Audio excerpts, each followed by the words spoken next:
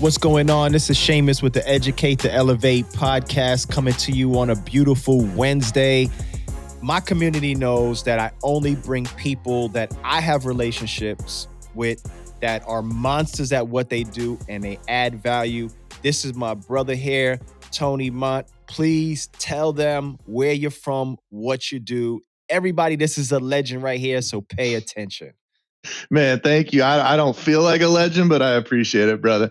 But yeah, so I grew up in Chicago, man. I moved to North Carolina about a year and a half ago. I'm in Raleigh, North Carolina, from San Diego. I own a business out in San Diego I've had for 14 years. And then about a year and a half ago, my business partner now, Eric Klein, who you've had on this podcast, him and his wife, Shyla, we had this idea to get into wholesaling. So May of last year, we jumped into this business and we just kind of hit the ground running, as you know. And within a couple months, we were doing over $100,000 a month in assignment fees. And then by month 4 or 5, we were already over 300,000, 400,000. We did $500,000 in December. And then, it's just kind of the rest is history, man. We're still learning a ton. Obviously, with the market changing right now, we're learning a whole lot.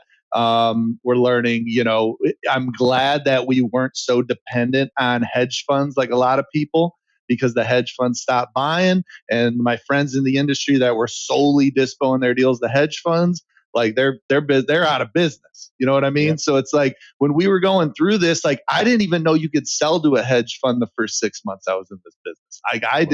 I had no idea. I'm just finding private buyers. We're sending all our deals. And then, towards the end of last year, I'm like, oh shit, there's hedge funds that buy deals. Like, all right, let me get a hold of them. And we started sending, maybe 10, 15% of our deals were going to hedge funds last year. But we were never so committed to selling every deal to hedge funds. So when the hedge funds stopped buying, it didn't really affect us as much as other wholesalers, which helps. So just coming up with I do dispositions. Coming up with a disposition process and kind of sticking to it's really helped through this kind of change in the market that everybody's panicking about. Yeah, and what's crazy is like. I said that. I called it about 8 or 9 months ago. I'm like, yo, you better stop being dependent on the hedge funds. I said, because as soon as markets shift, they're the first one to change their criteria, drop the numbers, and now you caught with your pants down because you dispoing 10 deals a month to them, and now they're like, we're not buying in that area no more, So that's crazy. Yeah, the market is shifting right now. Let's start off. What I like to do for my guest is when they see people like yourself, like me, they see successful already. Oh, these guys, but they don't know where we came from. And there's a lot of people that are in a position to start, but don't know where to start. So tell the audience a little bit about how you grew up. I know your story. It's amazing. It's, it's a comeback that you're going to remember. So please tell them about your story and a little bit about yourself. Yeah, I mean, like when I talk on stages or anything like that, when I'm talking to a big group of people, I always say I have a message of hope. And that hope is you are not special. And you are not special because I am not special, right? And the only thing that separates the really successful people from the not successful people is discipline and courage, right? I didn't grow up with a silver spoon. As you know, I grew up in Rockford, Illinois. It's an hour outside of Chicago, very blue collar. My great grandfather came over here from Sicily. He was actually a hitman for the Zamuto crime family back in Rockford. There's like YouTube videos on it. And then my grandfather was a bookie. He ran a bookie out of the basement of his house and out of the basement of a Italian Catholic church back home. And then my dad worked for a factory for 35 years. Really hard worker, but I come from, very humble beginnings, like not a ton of education. Nobody made a ton of money. So when I was growing up, like I always thought the pinnacle was like these guys in the union that are making, 80, 90 grand a year swinging a hammer. I'm like, holy shit, that's what I'm going to do. Right. Like I never had, dreams of going to college. Like my family didn't want me to go to college because they knew I would just waste my time and money there. I barely graduated high school, dude. The last day of high school, my senior year, I was failing English for a fourth time and I needed that credit to graduate. Hadn't been to school in a month or 2 months. I rush over the last day to my teacher, Miss Schultz, and I'm begging her to pass me. And she's like, "You haven't even been here for 6 weeks. Like, why would I pass you?" And I'm like, I'm like, "You're not going to teach me a lesson here. Like, I'm not going to learn a lesson of failing and go to summer school and get my degree. Like, I'm just not going to go. I'm just going to swing a hammer the rest of my life. My family doesn't care if I graduate. Like, I need this. I want to close this chapter in my life." She made me sit down, write an essay, and she ended up passing me with like a D or something. But after high school, just started getting into a lot of trouble. Like when you're from a smaller town, not a ton to do. Started drinking a lot. Me and Eric were friends back then, and we were partying a ton, like our early 20s. Got a little out of control. There was nobody kind of watching over us or governing us. We were living together, drinking every night, doing tons of drugs, crack, cocaine, all this stuff.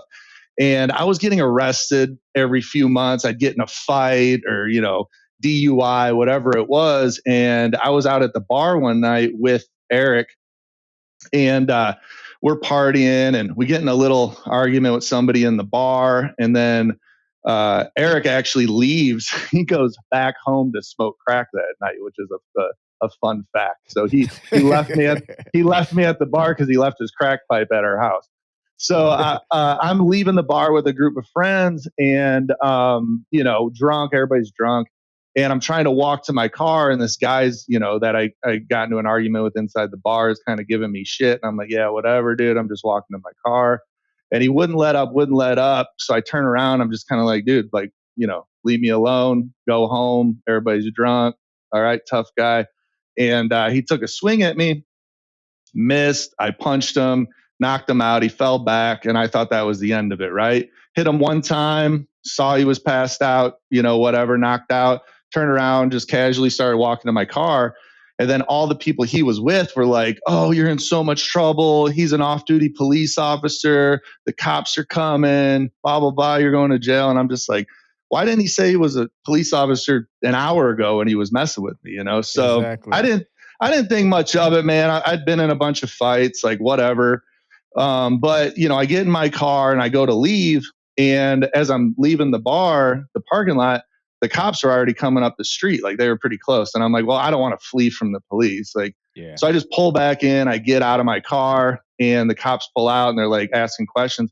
And I just put my hands up and I'm like, "Hey, it was me. I'm the one who punched him," like, whatever. So they come up to me, arrest me, take me to jail. And I'm sitting in jail for a few days.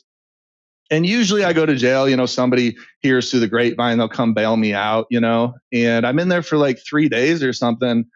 And it's like Monday, like this happened on like a Wednesday. And then now it's like Monday. And I'm like, damn, I haven't even talked to anybody. Like, what is going on? Nobody's bailed me out. Like, what? So I call my dad and I'm like, "Hey man," I'm like, "I'm in jail." And he's like, "Yeah, I know." He's like, it's on the news." And I'm like, what's going on? He's like, "The guy you hit is still in the hospital. They don't think he's going to make it." And I was like, Wow. holy shit. Like I didn't know any of that, right? While I was in there. So then it kind of hit me like, damn, this is serious. So I end up in jail for like a week or so and then get bailed out. And the guy started doing better, in the hospital. He was kind of turning for the better. And then like 2 weeks after that, he passes away. So he started getting better and then he dies, right? So hire a lawyer, and the lawyer's like, "Hey, this can go one of two ways. They're going to either charge you with manslaughter or they're going to charge you with murder. He's a police officer. They might overcharge you with murder, first degree murder." He said, "But if they do," he's like, "they're going to overcharge you and you're not going to get found guilty, but you're going to go to trial." Like he said everything that came true, right? So the guy dies, and then 2 weeks later, that's exactly what happened. Cops show up, arrest me for first degree murder and manslaughter and aggravated battery. I originally had a misdemeanor battery charge. So now I go back to jail facing, three felonies. One was, life in prison, obviously. And I sit in jail for another, I don't know, few weeks, month, whatever it was. And I get bailed out again, right? So my lawyer says, man, if we can do whatever we can to get him bailed out, and this will help like going to the trial, right? Like showing that he's got a job, he's not getting in trouble while he's out. Like whenever we go to trial, it'll look good that he's out of jail. So I get out of jail, I'm on pretrial probation, house arrest, can't drink, can't do anything. And then that lasts a year and a half. Go to trial. It's a 2-week trial. I take the stand. I get cross-examined for 4 hours. And something interesting that happened the night before I took the stand was like, I was like, my brain was just mush at the end of this trial. Like, it's a lot. It's really stressful. And every day I was going to my lawyer's office and doing like a practice cross-examine, right? Like, hey, we're going to ask you questions. This other lawyer is going to cross-examine you. And I was practicing. And so the night before I was going to take the stand, go back to my lawyer's office, and I'm like burned out from this trial. And I sit down. He's like, "All right, we're gonna practice a few things." And I just got up and I was like, "I can't do it. Like, I cannot practice anymore. I'm gonna get on the stand tomorrow. I'm gonna tell the truth, which was the plan all along. And I don't need to practice the truth. Like, I don't need to do this." And got a little pushback from the lawyers. And finally, my lawyer was like, "Hey, he's got it. He's got it." So I went home that night, walked in my front door, and I like dropped my stuff, and I just stood in that hallway, and I was like, damn, I'm like, whatever happens in your life, no matter if you go to prison for the rest of your life, no matter what, like, this is the worst moment you're ever going to feel. Remember this moment, take a minute, soak it in, realize what you've done, how you got here, how you're never going to do any of this again to get to this point, and realize no matter what happens in life, like, it's never going to feel like this. Like, this is the worst you've ever felt. So like, soak it in, right? Yeah. So you can appreciate things that come in life. And I really took that moment to soak it in and realize that. And that moment has helped me through my life so much. So it was just a really important moment for me to kind of take that in. And the next day I did take the stand and was cross-examined for 4 hours. And ultimately, the jury was out for deliberation. And like 3-4 hours later, they called me back in.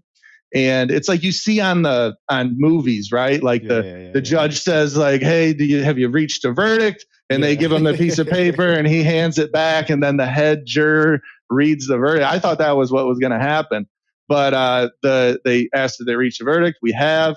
The bailiff brought the piece of paper to the judge. He grabbed it and he said, "All right, on the counts of aggravated battery, not guilty; manslaughter, not guilty; first-degree murder, not guilty. Court's adjourned." Like, just like that, dude. Amen. It was super fast. And like, I just broke down, dude. I started crying, hugged my lawyer. Like, and I really thought, like, holy shit, like, this is the beginning of the rest of my life. Like, what else could go bad?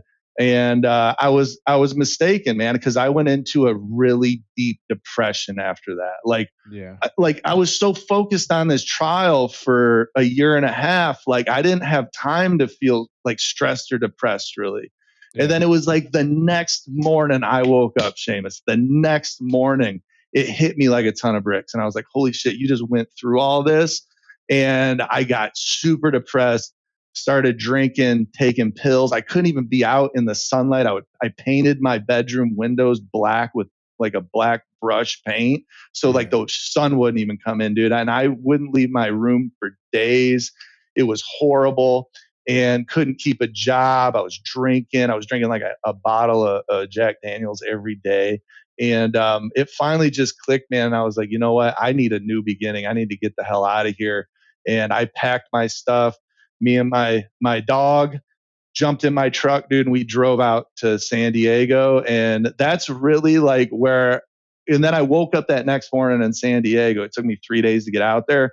When I woke up that next morning, I felt like I could conquer the world. And I was like, this is the beginning of my life, like now. And when I look back at my life, like that's how I feel. Like I feel like from 0 to 25, like it was just like a waste of time.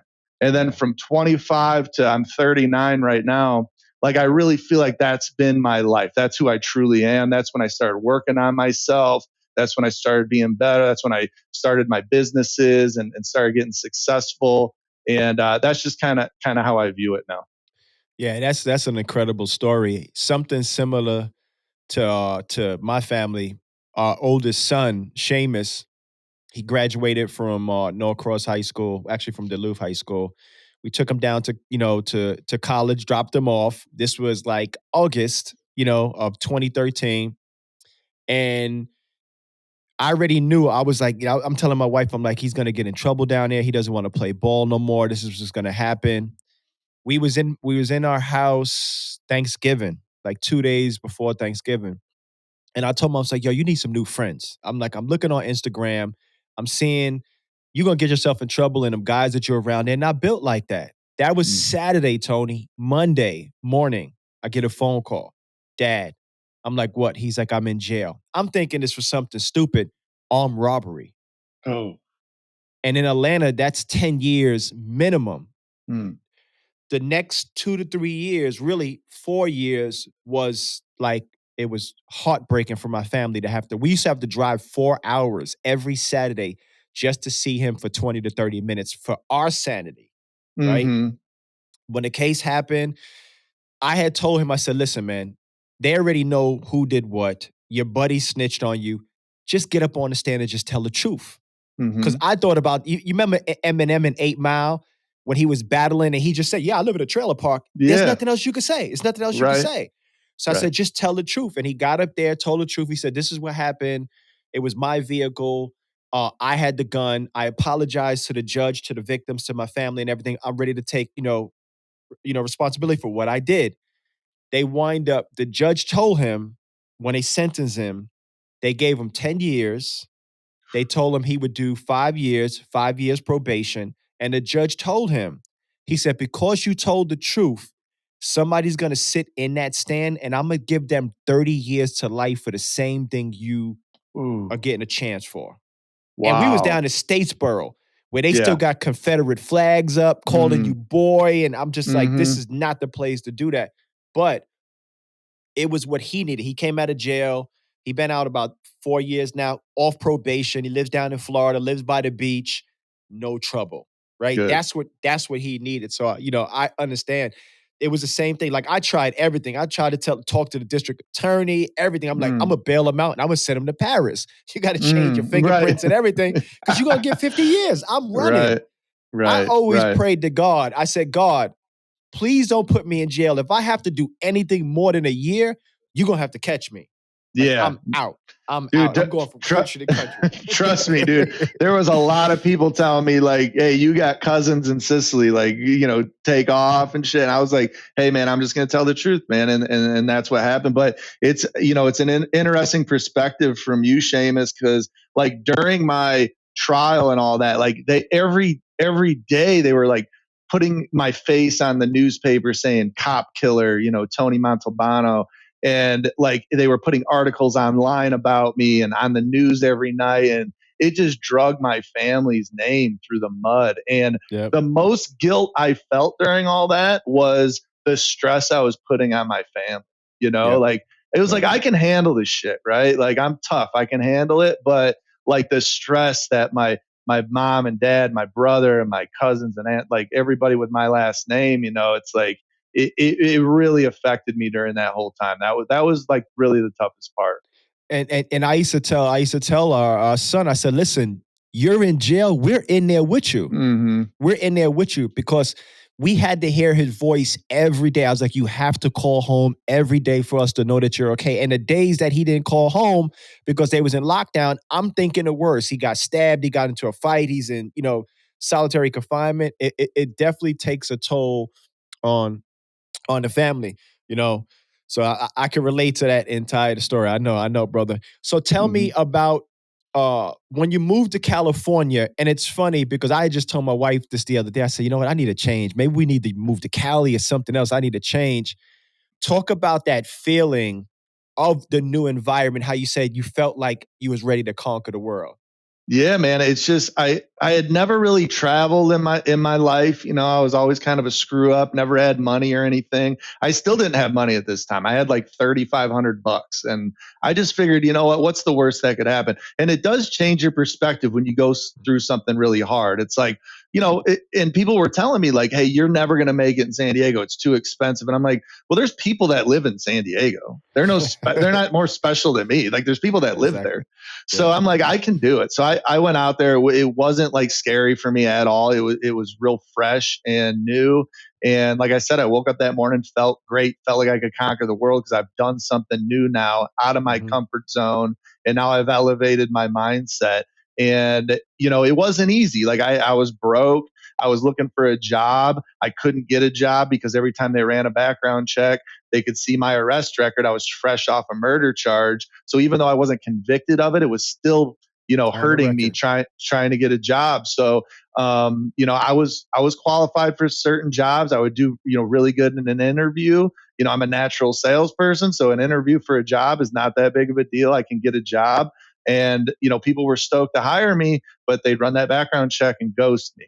So I'm like, all right, what am I going to do now? Like, how do I pivot here? I need to work. So I just started cowering Craigslist, any type of like cash gigs on Craigslist, anything like that. And this is in 2008. So the market, you know, the housing market, everything was trashed. The market had collapsed, and it was hard getting a job. And there was a guy, Scott Crampton, who's my business partner to this day out there. He posted a job for, hey, come build 10 beach cruisers on the beach every morning for $100.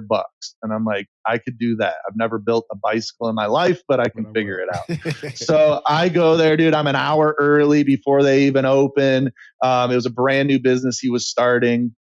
And I was there an hour before he got there waiting for him because I knew, you know, everybody's looking for a job right now. It was the bottom of the market. People were losing their jobs. $100 a day. I could live off of that. So he ended up, you know, meeting me there. Did good in the interview. Told him kind of where I was from and stuff. Didn't give him my full story. Obviously, I knew he wasn't going to run a background check for this job, so I left those details out. Out. But he ended up, I ended up calling him like 3 times that day. Like, dude, am I ready? I'm ready to start tomorrow. And then like the third time I called him, he's like, yeah, dude, whatever, just start tomorrow. I'm like, all right, cool. So Good I deal. started that next day, dude. And then like for, you know, 2 weeks straight, I'm building these 10 bikes and all 10 of them are selling every day. So I'm there the next morning. I build 10 more, they sell. Build 10 more. So after a couple of weeks, he's like, man, I need you here full time building these bikes. I'm like, all right, cool. So come up with a number. I think he's paying me 120, $150 a day to be there all day. And then that was like my first sales job. Like I'm building these beach cruisers, I'm selling them, I'm dealing with customers, I'm fixing them. So we started in a 250 square foot office, like on the beach, dude. And I would like build bikes, fix bikes, sell bikes out of this tiny little space. So I would stack like every night, we would stack like 70 bikes in this time, like an office the size of my office now. And we would stack them on top of each other and everything. And then every morning I would come, I'd pull them all out to the sidewalk and we would, you know, sell 20 bikes a day or something. And it was a really good business. I did that for about a year. And then he bought a house in Poway, which is north of San Diego. And it was, you know, a fixer upper. And we took like 3 months off in the wintertime of the bike business. He's like, hey, help me rebuild this house. I had a construction background. So I Okay. ended up for free helping him rebuild this house, increase the value by 100 grand or something. And then after that, we came up with a kind of a business share, right? Where I could get equity in the business. So I got some equity in the bike shop after that, working for free for him, you know, remodeling this house. And then, you know, fast forward a couple years later, I opened my own shop over by San Diego State University. I had that shop for about a year. And then the restaurant right next door wanted to buy my lease out so they could expand. So I think they Okay. cut me a check for like, I don't know what it was, 30, 40 grand, something like that. So now I go back to Scott. I'm like, hey, man, I got this chunk of change. Like, what do you want to do with it? Like, what do you want to invest in with me? And he's like, let's go to China. Let's get our own bicycles manufactured and let's distribute them. I'm like, perfect. We hop on a plane to Shanghai. hang out in Shanghai for a week, go down to Guangzhou outside of Hong Kong for a week. We go to this thing called the Canton Fair, which is like this huge exporting fair in China. They do it twice a year, I think. And if you think of like 30 super Walmarts put together. That's how big this convention center is. So, and they have every product you could think of, because obviously everything's made in China and they export all this stuff. So we go there, we go to a couple factories, we figure out what company we want to build our bikes, and we put all our money in, bringing containers of beach cruisers in. So, it wasn't overnight success either. Like we put 60, 70 grand out there to get these bikes made. The first 2 containers of bikes that come, there's 360 bikes on these containers. They were unsellable, dude. Like the hubs were all messed up. Everything was screwed up. So, dude, we had to fix every single one and sell every single one at Scott's shop in order to recoup our money. But we weren't discouraged. We're like, we just need to make better quality bikes. So we started doing quality control. We put the money back out there. We get 2 more containers. They're a little bit better every time we get them. We're kind of tweaking them to the point where after we were at like 10 containers, we had a really good product that we could distribute. So we get a warehouse, and I started driving up and down the coast, dude. I'm driving up and down to Santa Barbara, San Francisco, all the way back down to San Diego. And I'm trying to wholesale beach cruisers. And it was super fun, man. I really enjoyed it. I'm dealing with all these business owners, selling them pallets of bikes. I go out to Arizona for a couple of weeks. I start, writing up deals out there, and got that rolling. And during that time, I'm like, man, this is great. I love doing it, making some money.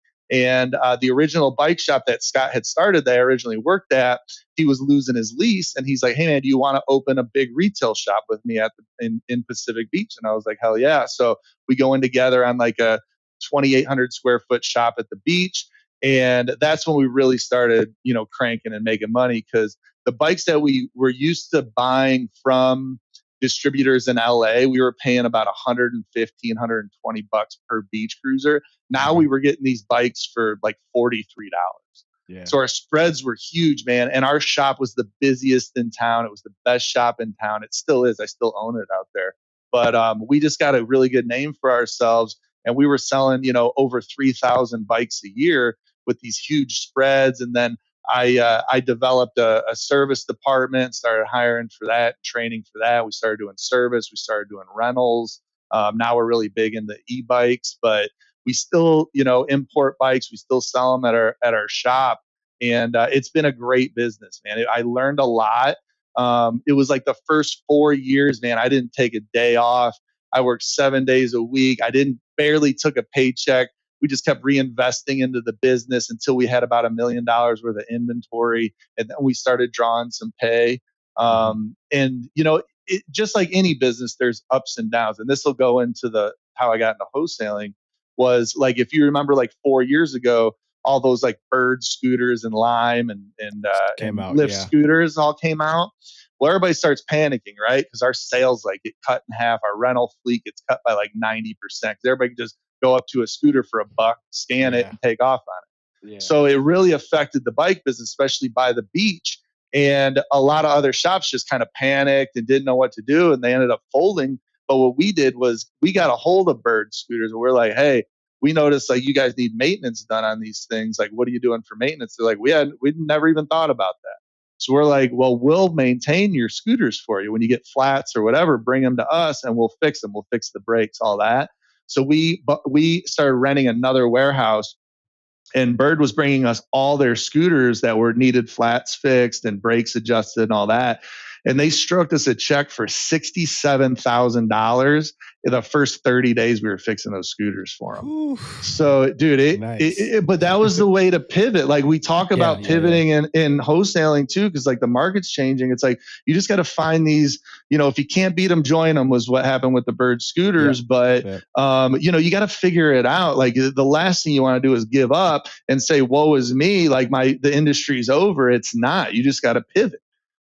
So that happened. And then, we made a lot of money in that. We were buying all their used scooters, converting them into consumer scooters and selling them. So we made hundreds of thousands of dollars doing that. And then at the end of all that, all these other bike shops went out of business. Like, we're one of the only shops still in Pacific Yeah. Beach. And then we were able to take advantage of when COVID hit.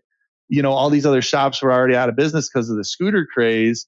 And, during COVID was the best time to be in the bike business. Right. And we sold, like, May of 2020, we did 370,000 in beach cruiser sales that month when COVID hit. Whew. But we were positioned correctly for it because Okay. we hung in there, Yeah. But kind of where all this ties in is during the scooter craze and stuff. I was like, okay, we're going to pivot. We're going to be okay. But, this isn't a foolproof business, right? Like, Yeah. we need to come up with other ideas, that work and other ways to make money.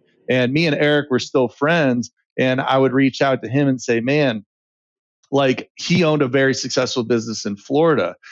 He ended up getting sober, kind of like about the time I moved to California, and he was building a very successful business out in Florida. And we just kept brainstorming, and I was like, man, what can we do together? We're best friends. We're both successful business owners. Like, what can we do together? And for a couple of years, we were pitching ideas to each other. Maybe we open barber shops, or maybe we start importing this product or that product from China. We were just bouncing ideas off each other. And then this wholesaling idea came to Eric from a friend of ours.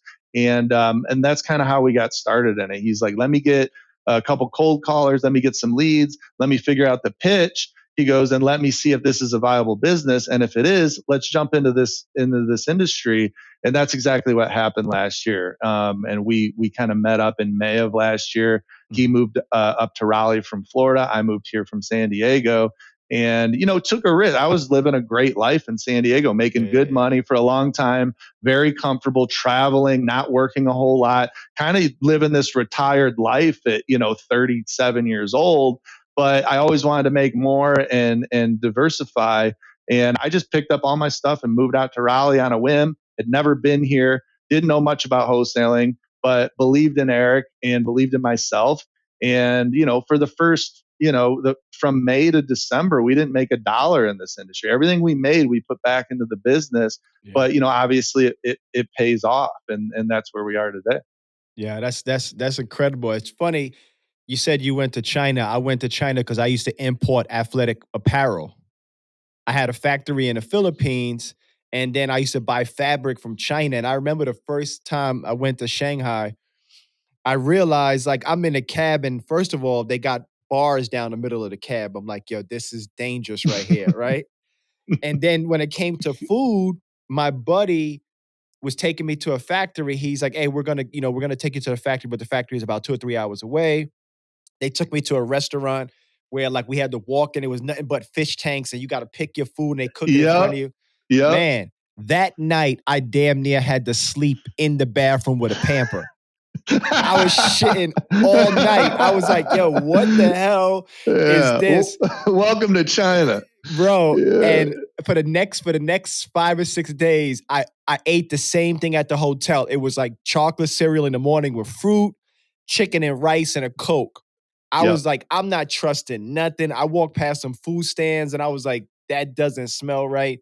But it was definitely a culture shock. And from there, I Oh went yeah. to the Philippines because we had a factory in the Philippines. So I know the struggle of going to China and stuff like that and adapting. So you guys started in May of 2021, correct? Yeah. Yep. What was your first 8 months like? Like, how long did it take you to lock up deals, to understand the process, to start to move them? Yeah, so Eric he started locking deals up, I think, in February, kind of by himself in a Okay. bedroom, like just trying to lock deals up. So he was getting a feel for the industry. And he was like, once he figured out the pitch, and figured out, how to lock deals up, like that's when he was like, all right, dude, this is a business that we can do. Just get out here and we'll figure it out. Like, I didn't know what my role in the business was going to be, but I was like, whatever, we'll figure it out. So I got out here in May. Eric was locking up like 5 deals a month or something.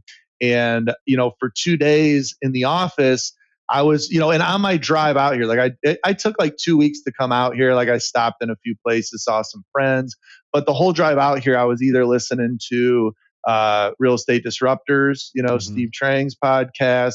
I was listening to Jerry Norton's YouTube Mhm. videos, and also Eric was sending me recordings of him pitching. So I'm like trying to Mhm. wrap my head around this whole industry. I get out here, and for the first 2 days, it's just me and Eric in this office. Like Shyla hadn't even gotten here yet. I think she got here in early July, but it's just me and Eric, and I'm sitting with him listening to him pitch, and we had somebody else comping for us, and we had somebody else dispoing our deals and doing transactions back then. Okay. So all we had to worry about was locking deals up. So I listened to Eric lock deals up for 2 days, and then that second day I go home and meditated on it, and I was like, all right, I'm going to get on the phones on this third day, and I would just like go through how the calls were going to go in my head. I had like these full conversations that night in my head of how the pitch was going to go, and I went to bed so comfortable that night, knowing that I was going to lock a deal up that next day, right? Like there was no doubt in my mind. So I get in here that third day, pull up the CRM, put my headset on, click on the first lead, talk to that guy for 20, 30 minutes, and I closed that deal. It was a deal in Memphis, Tennessee, dude. The first call I ever made in this Let's industry. let's I go. I closed that deal, dude. So and it was just from like soaking up as much info as I could. And I'd never sold anything over the phone before. It was all in person sales. Yeah. But I'm in sales obviously, and just having that confidence and like really meditating on it and going through it in my mind the night before really helped me close that first deal. And I closed it. We ended up dispoing it, making like 8 or 9 grand on it too. So it Mhm. saw the finish line, which feels really good. It's a great story. But after I closed that deal, it was kind of like, all right, well, Eric is really good at acquisitions. We all know he's best at sales. He's the sales guy. He's the acquisitions guy. What do we need in this office? And it's obviously dispo, doing dispositions, right? How Mhm. are we going to figure out how to sell these deals? So for the next couple months, I was learning how to dispo deals, and I was dispoing deals alongside another company that was helping us JV, trying to wrap my head around it. I, had dispoed a couple kind of with this other company, trying to, figure out the process. And then I fully took it over in like July. And the first deal I actually dispoed myself, I found a buyer on a Facebook group. It was a Cincinnati, Ohio deal. Found a buyer on a Facebook group, and the first deal I ever dispoed was a $45,000 assignment fee.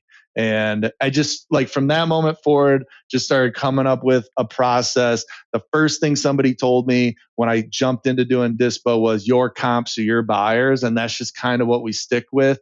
Mhm.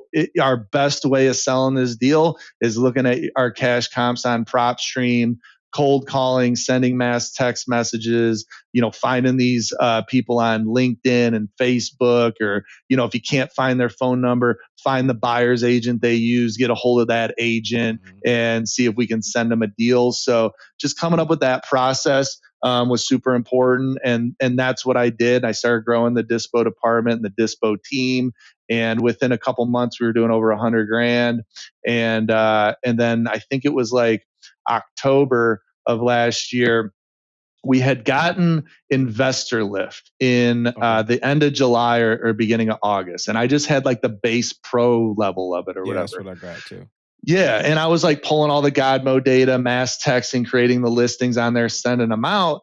But I was posting those deals on like the Facebook group for Investor Lift. Mhm. And somebody took notice to one of the listings, and they're like, man, this is a really nice listing. Like I got a Matterport done. I had a video walkthrough with music around it. It was a really cool property in Goodlettsville, Tennessee, that we dispoed, but put together this really cool listing. And it caught the attention of some of the cartel members, the cartel bosses on there, and they were like commenting on it, and it gained some traction.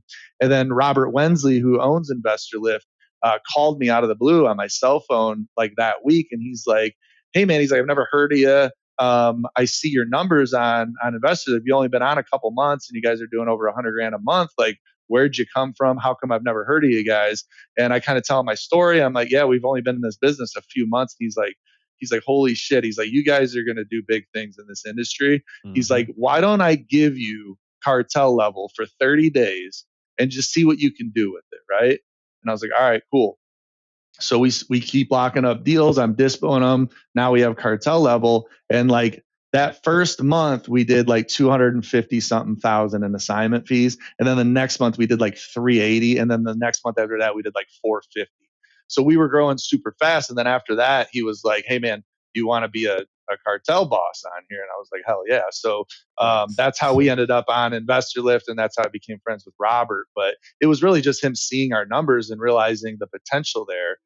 When I didn't realize it myself. Like our goal when we got into this business, I remember sitting in Eric's office and we're like, all right, like what's our goals here? And he's like, man, if we could just do 1 million a year, right? Like we've built businesses. We're 40 years old now. It's like, man, if we could just get to 1 million a year and just kind of have this nice easy business, like let's do that. And that was kind of the plan. But just like anybody who's competitive and driven, it's like you hit that 100 grand a month, you want to hit 500 grand a month, you want to hit a Yep. million a month. Like there's no stopping it's really hard to govern yourself. And now like we just have these really big goals. But it's been super fun. It's been a fun ride. And we're just getting started. We're really good at wholesaling. It's like, what else can we get good at in this industry? What can wholesaling do for us, right? Like, Mm-hmm. how do we buy and hold properties? How do we flip properties? How do we get into big multifamily deals or development deals? Like, what is the limit here? It's like, Yeah. we've got the wholesaling thing down. Like, what else is there? Yeah. I mean, but like you said, that's a natural progression. As an entrepreneur, we get on top of one mountain and we look at the other one. I'm like, man, that one is a little bit higher. Can we go up there? And it's funny because I seen you. Well, the first time I met you guys was at the All In Mastermind in March. Yep. That's when I met you and we clicked and everything. And I Yep. I watched you all of this time and I'm like, damn, these guys. First of all, you it's phenomenal because you and Eric have a true friendship. That's one thing Mm-hmm. I noticed with just this conversation. Like your partner in your bike business, you've been together for a long time. Mm-hmm. Eric been together for a long time. So I understand. Me and my wife, we've been together 34 years. So I Damn. know long relationships. So I see you guys are like, you guys are a duo together. So congratulations on everything that you accomplished in this time. It's phenomenal. You guys you're really good people, really good people. Thanks, man. Yeah, we all like after that time we met you, man. I like we got back here to North Carolina. I was like, man, Shamus is a good dude. I really like that guy. Like, Appreciate dude, it. I Appreciate it. knew we were gonna be friends. But yeah, and I'll Yes. just add on just to that real quick. Like with Eric being, my best friend, it's like, we were like 17 years ago. We had an eviction notice on our apartment, dude. Like Eric was terribly addicted to crack cocaine. I was facing life in prison for murder, dude. That was 17 years ago. Like we saw each other at the very bottom, at the very Yeah. rock bottom. So to kind of separate from Chicago, go to two separate coasts and both, get our lives together and build businesses. And then to meet again years later to build a business has been, it makes for a good story, but it just having that foundation with somebody, and Mhm. of course with Shyla, who is the backbone of this business. If it wasn't for her, we would not be anywhere near we are today. I will say that with 100% confidence. But me and Eric are gunslingers. We have these crazy personalities, because of our past. But having that foundation and really trusting each other, respecting each other, and working really hard has really, been kind of the formula for our success. Mhm. Yeah, it's a good thing. You guys definitely have a good relationship. Mhm. What does what does your operation look like now as far as like acquisitions, dispo, TC? What does your operation look like right now? Yeah, right now we have three closers, Okay. and we have two dispo agents. I'm going to hire a third, and we have one. So Shyla's handling all the transactions right now. We did have Okay. a TC girl that quit. But we do have like a customer service girl, Alex, who's doing a really good job. She does, the welcome calls. She helps us list stuff on the MLS for Dispo. She's kind of a utility player in the office. She Okay. helps with transactions, helps with Dispo, helps with everything, does all the customer service. We're going to hire another TC to help that. And, a lot of people are like, well, with 3 closers, why do you need 3 Dispo people? We do lock up a ton of deals, but also we want to get the JV thing down. We Hmm. tried it in the past and it was a little overwhelming because we didn't have the clientele for it. But now I Hmm. would really like to build that out. Yeah. And, with a lot of deals we're doing now are novation deals, which take a lot of time. And I'm doing all the novations. Like I have like 5 or 6 novation deals I'm doing right now, and I'm doing them by myself. I would like to teach a Dispo person how to do novations as well. So that's just another aspect of it. We're moving into a bigger office, 3 times the size of our current office. So we're going to double our acquisition team. So I want to be ready on the Dispo side to handle that deal flow. Yeah, for sure. So that's just kind of how we're set up right now. Yeah, that's a good number. I was just talking to my buddy the other day. I said, listen, I don't want my team to be super huge. 1 or 2 AQMs, Mhm. outsource TC, outsource Dispo, have a marketing person and an admin, but we can have 2 or 3 killers and we're doing $500,000 a month, Yeah. right? Yeah, That's 100%. You don't need a huge team to do these numbers at all. Like when yeah, we were doing $500,000 a month last year, we had 3 closers and 2 Dispo people and 1 yeah, transaction. So, yeah, that's perfect. it's great. Yeah. We don't want a huge team. Like I think our vision in this new office is like 6 to 8 closers maybe, Mhm. couple TC and like 4 Dispo. And Yeah. that's kind of the limit. Because the hiring process is crazy. Like you go through, like I was telling you, I went through in the last 6 weeks, I went through 5 AQMs. Mm, Like they didn't want to make the calls. I'm looking at the monitor and the calls, and I'm like, hey man, you're dialing every hour. Like mm, what's going on with the hour in between, not sending the offers out when they said they sent the offers out. I'm like, well, where'd you send the offers from? Huh? I was like, where did you send them from? Like, I don't have access to DocuSign. I'm like, you didn't send no offers out, right? So mm. I just said, you know what? I'm gonna get back on the phones. I've been in sales my entire life. I said, I'll just close my way to 1 million and then pick people and say, hey, you're gonna be in this position, you're gonna be in this position. So Yeah, for sure. for anybody looking to get into the industry, what type of advice would you give them?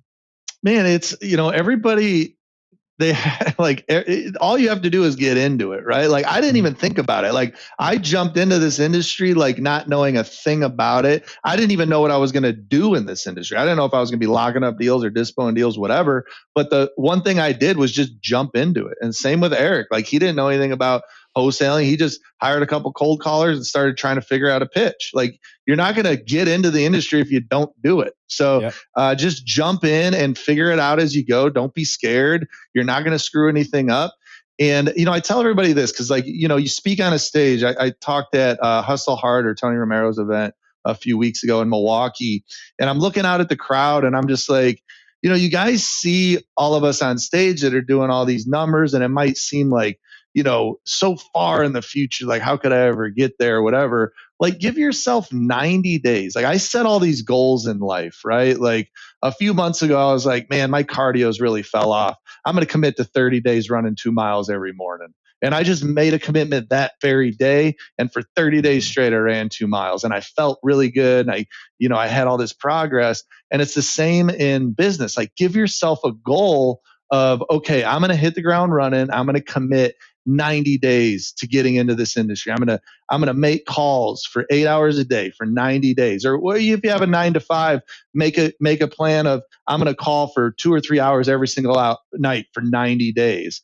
And if you can't figure it out after 90 days, like if you don't learn a lot or gain some traction, maybe it's not right for you, but you're never going Yeah. to learn unless you jump into it.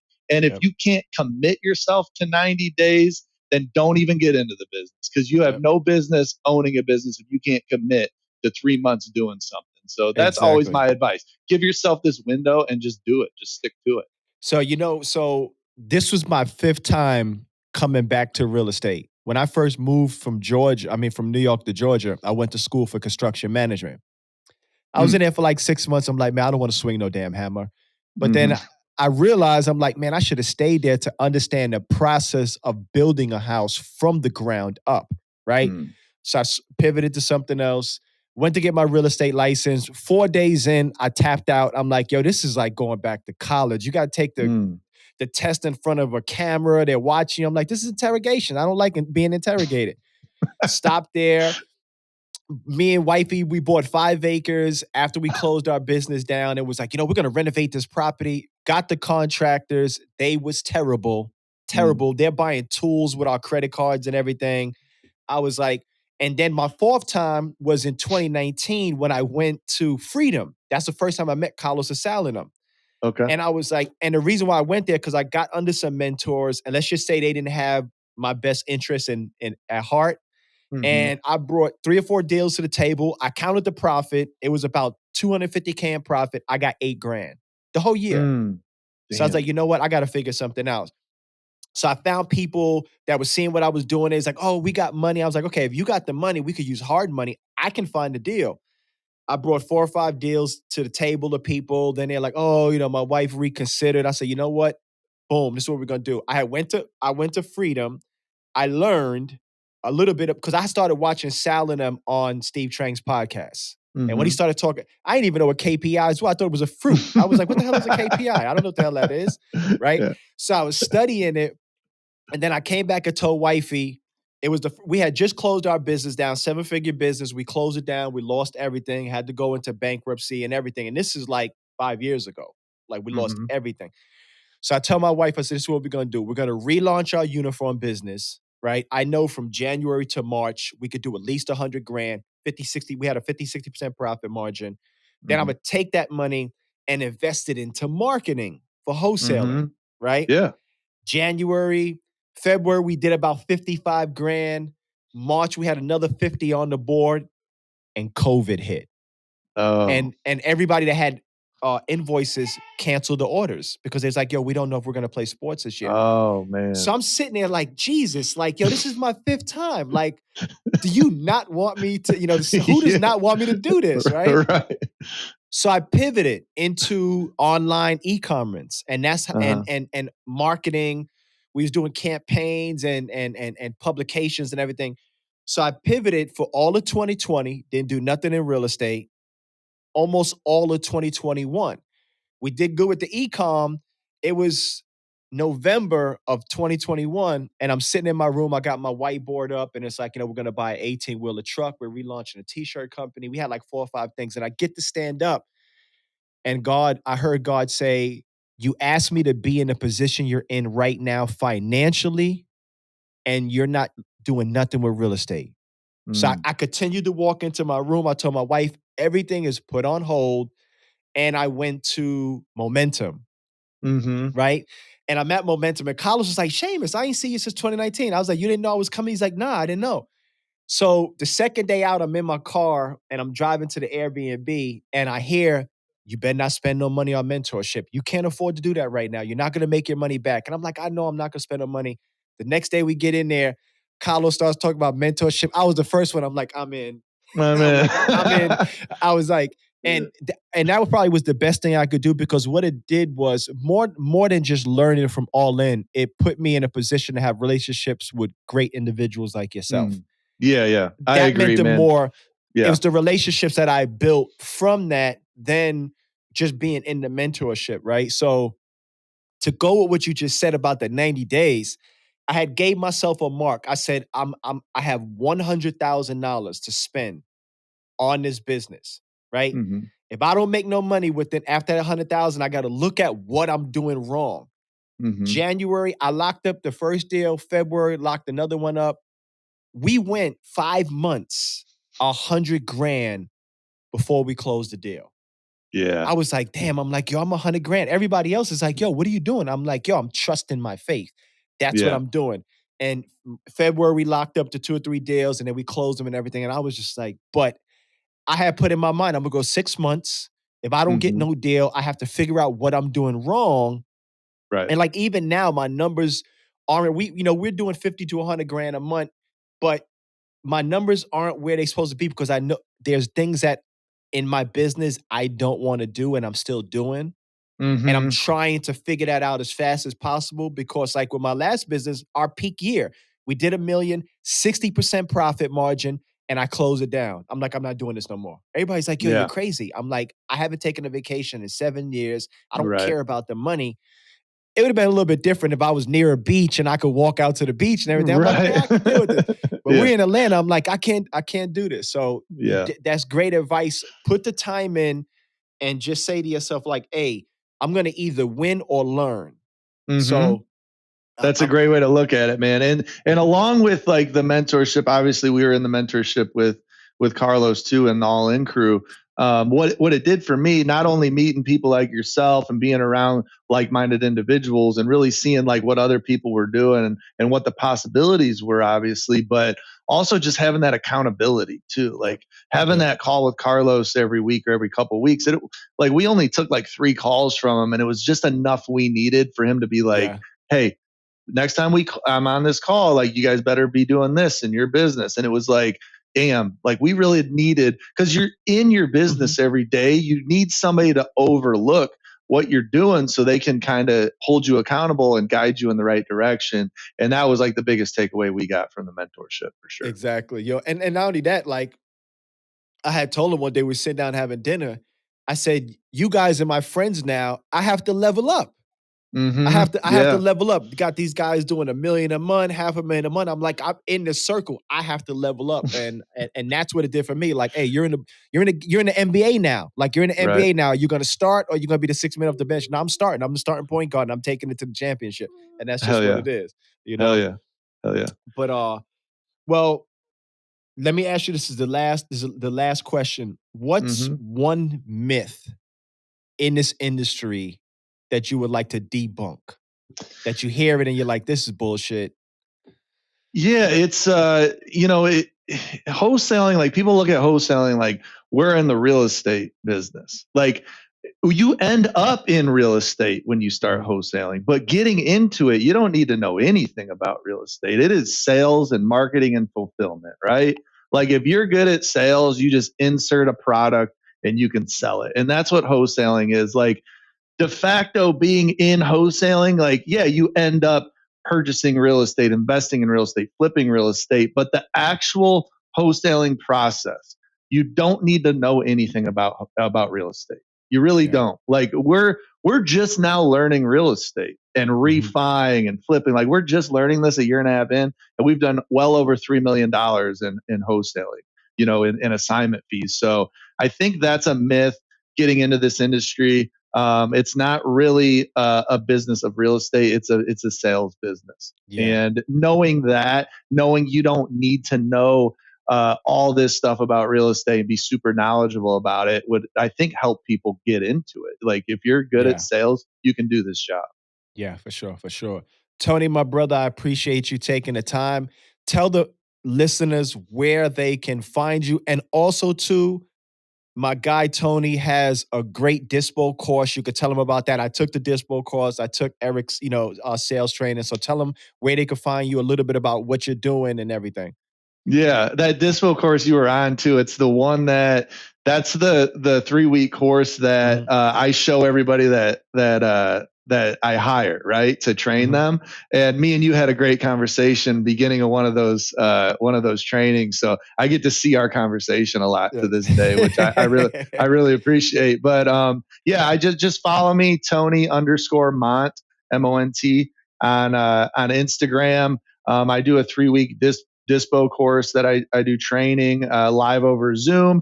I'm kind of getting away from that a little bit. I think I'm going to do one more, but I've actually hired somebody to do a video training and a Of video course. course that I can actually just sell to the public, because what's been happening is kind of scheduling everybody on these 3 week courses is kind of tough to get everybody on the same schedule. So I have all these one-off people that are like, no, I need the course today. Like I'm hiring a dispo person today. Yeah. I Yeah. need to teach them. Like, can you give me something? So I have everything recorded. I just need to put the videos together and really organize it so I can sell that to the public. So that should be coming out, in the next month or two. I'm hoping, but I'm going to do one last 3 week course live over Zoom. that should be in about 3 or 4 weeks too. Nice, nice. And trust me, if you want to learn Dispo, this is the man. He came into the industry and his numbers are crazy. I see his numbers and this guy is a great person. Tony, I appreciate you coming on. It's always good seeing you. You're going to be in San Antonio, correct? Yeah. I'll see you in San Antonio, man. I really appreciate you having me on. Yeah, every time we have a conversation, dude, I always look forward to it, and it always feels good. Yes, sir. Appreciate it. Tony, stay blessed. Have a blessed day, my brother. All right, brother. Thank you.